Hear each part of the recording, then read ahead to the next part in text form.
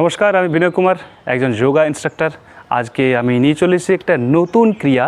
আজকে আমি কোনো আসন দেখাবো না, একটা ক্রিয়া দেখাবো খুবই উপকারী। যাদের মাথার চুল পেকে যাচ্ছে, মাইগ্রেনের সমস্যায় ভুগছেন, এছাড়া কান থেকে ওপরে যে আমাদের হেড এবং এই থ্রোট এই অংশে যাদের নানা রকম সমস্যা রয়েছে, কফের সমস্যা রয়েছে, অনেক পুরনো কফ রয়েছে, এছাড়া দাঁতের সমস্যা, গলার সমস্যা, নানা রকমের সমস্যাগুলি একটি ক্রিয়ার মধ্য দিয়ে সেরে যাবে। আমি আজকে সেই ক্রিয়াটা দেখাবো। আপনারা হয়তো আন্দাজ করতে পারছেন যে আমি কোন ক্রিয়ার কথা বলছি। যদি না বুঝতে পারছেন তাহলে বলেই ফেলি। এটা আমি দেখাবো সূত্রনীতি। সে প্রাচীনকালে ঋষিরা এটা করতেন, তবে সেই সূত্রের পরিবর্তে এখন রবার ব্যবহার করা হয় এবং ফলাফল একই পাওয়া যায়। তো সূত্রনীতি কিভাবে করবেন এবং এর পদ্ধতি কি, আমি সেটা আজকে করে দেখাবো। তো সূত্রনীতির জন্য কি কি লাগবে আমি প্রথমে সেই জিনিসগুলো বলে দিই। সূত্রনীতির জন্য প্রথমে আপনারা এরকম একটা পাত্রে একটু গরম জল করবেন, একটু লবণ দেবেন, তারপর এই যে রবারটা, এই যে এটা দেখছেন, এটা রবারের একটা সরু একটা নল, এটা এখানে দিয়ে পরিশ্রুত করে নেবেন যাতে কোনো রকম জার্মস না থাকে। সুতোটি আপনারা ভালো করে লক্ষ্য করুন। এই সামনের দিকটা একটু সরু আছে এবং এর শেষ দিকটা এর একটা গ্যাপ আছে। যে দিকটা একটু সরু আছে আমরা সেটা নাকের মধ্যে দেব এবং তারপর নাক পথে মুখ দিয়ে বার করব এবং রাবিং করব। এটা সূত্রের কথাটা গেল। এবার এই সূত্রনীতি করার সময় অবশ্যই একটু দেশি গায়া ঘি রাখতে হবে, পিওর ঘি হওয়া চাই, বা আপনারা এর পরিবর্তে ভালো সরষের তেল নিতে পারেন, সেক্ষেত্রে হাঁচি হতে পারে। তো যাই হোক, আপনারা এই ঘিটা একটু রাবারের মধ্যে দেবেন, তারপর সেটা নাকের মধ্যে দিয়ে মুখ পথে বার করবেন। আমি পদ্ধতিটা দেখাচ্ছি, একটু ধৈর্য নিয়ে অবশ্যই দেখবেন এবং সঠিকভাবে এটা আপনারা ফলো করার চেষ্টা করবেন। এই যে সূত্রটি আমি নিয়ে নিয়েছি, এটা রাবারের তৈরি। এবার আমি এটা নাকের মধ্যে দেব। তো দেওয়ার আগে কী বললাম না, এই যে একটু ঘি রয়েছে, এটা অনেক দিনকার পুরনো ঘি কিন্তু খুব ভালো, তাই আমি এই ঘিয়ের মধ্যে একটু এটা ডুবিয়ে নেব, তারপর ভালোভাবে ঘিটা এর মধ্যে লাগিয়ে নেব। আপনারা দেখবেন যখন সূত্রনীতি অভ্যাস করবেন তখন এই সূত্রটাকে ঠিকঠাকভাবে টেনে দেখে নেবেন। যদি ফাটাফুটো অবস্থা থাকে তাহলে কিন্তু আর ইউজ করবেন না, অন্য একটা সূত্র আপনারা দোকান থেকে কিনে নেবেন। তো এই হলো। এবার এটা নাকের মধ্যে ভরতে হবে। ঠিক কোন নাকে ভরবো চেক করে দেখে নেবেন যে কোন নাকে, তো দুটো ফুটো রয়েছে, যে নাক দিয়ে বেশি বাতাস চলাচল করছে আমরা সেই নাক দিয়ে সেই নাকের ফুটোতে এটা ঢোকাবো।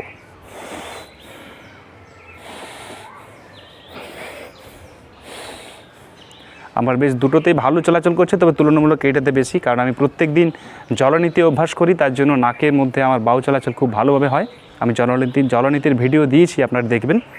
এবার এটা আমি নাকের মধ্যে নেব। দেখুন, প্রথম একটু সুরসুর করবে, একটু হাঁচি আসবে, কোনো রকম বিভ্রান্ত হবেন না, ভয় পাবেন না, কারণ এটা একটা পদ্ধতি, এতে কোনো সাইড এফেক্ট নেই। দেখুন, এভাবে মাথাকে একটু হেলিয়ে দিলাম, তারপর নাকের মধ্য দিয়ে এটা আস্তে আস্তে ঢোকাবো। ঢুকছে,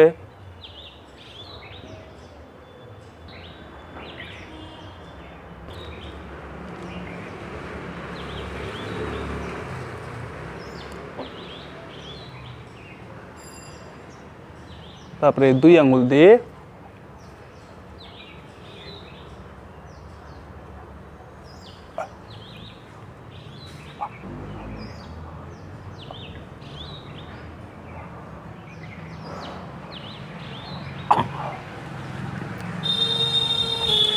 এভাবে রাবিং করে নেব এবং দেখবেন এটাতে প্রচুর পরিমাণে ব্যাড নিউক্লিয়াস জমা হয়ে আছে।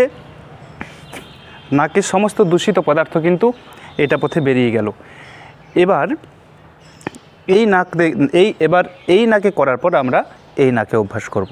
এই যে চোখে জল আসছে, কোনো রকম ভয় পাবেন না। চোখে জল আসছে মানে ভালো, এতে করে পুরো এই ঘাড় থেকে শুরু করে মস্তিষ্ক অবধি ব্যায়াম হয়ে গেল। চোখের জ্যোতিও বাড়ে এই ক্রিয়ার ফলে। আমি আরেকবার এই নাকে করে দেখাচ্ছি। এর জন্য এটা আরেকবার ডিস্টিলাইজেশন করে নেব।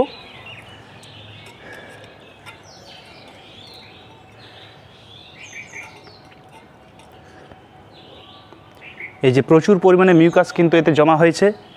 আবার সেই আগের পদ্ধতি, আবার একটু এটাতে ঘি দিয়ে দেব।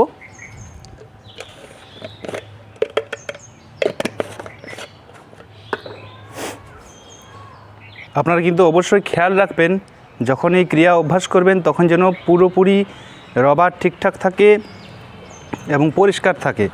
আর অবশ্যই রবারের যে সরু অংশটা আছে অর্থাৎ এই দিকটা সেটা কিন্তু নাকে ঢোকাবেন এরকমভাবে কণ্ঠের শেষ দিকে যেখানে টনসিলগুলো আছে এবং একটা মাংস বেশি ঝুলে থাকে ঠিক সেই জায়গায় দুটো আঙুল দিয়ে এই রাবারটাকে এরকমভাবে ধরবেন এবং আস্তে আস্তে টান দেবেন, তারপর এরকমভাবে রাবিং করবেন। আরেকবার দেখুন।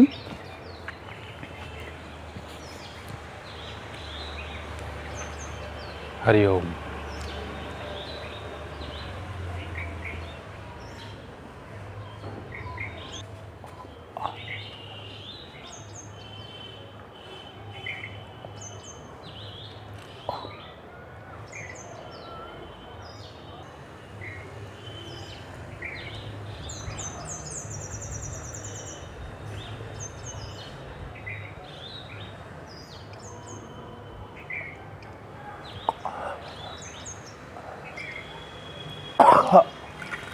চোখে মুখে একটু জল এলো, এই নাক দিয়েও আমি এটা সূত্রনীতি করলাম।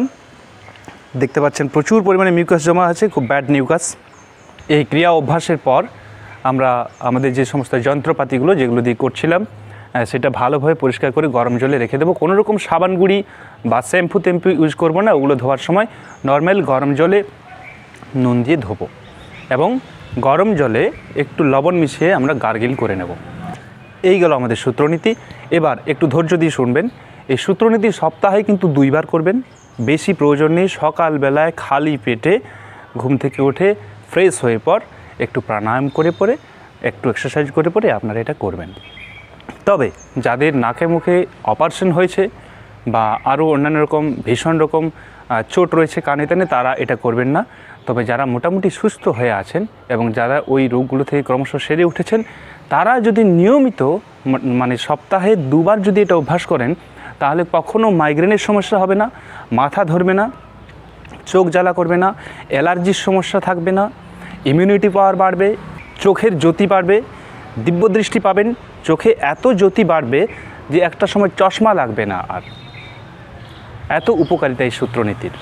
মাইগ্রেনের জন্য যারা খুবই সমস্যায় ভুগছেন, দিনরাত ব্যথা ছটপট করছেন, একবার যদি মাইগ্রেনের সমস্যা হচ্ছে তাহলে সারা দিনটা চলেছে না ঘুমানো অবধি, যাদের একদম কোনো নিস্তার নেই, তারা যদি এই ক্রিয়াটা অভ্যাস করেন যেমনভাবে দেখালাম তাহলে কিন্তু আশানুরূপ ফল পাবেন, দারুণ ফল পাবেন। মাইগ্রেনের সমস্যাটাই চলে যাবে, চোখের দৃষ্টি একদম ঝকঝকে হবে, তারপর দাঁতের স্বাস্থ্য ভালো থাকবে, গলার মধ্যে কোনো রকম বাজে জিনিস আটকে থাকবে না।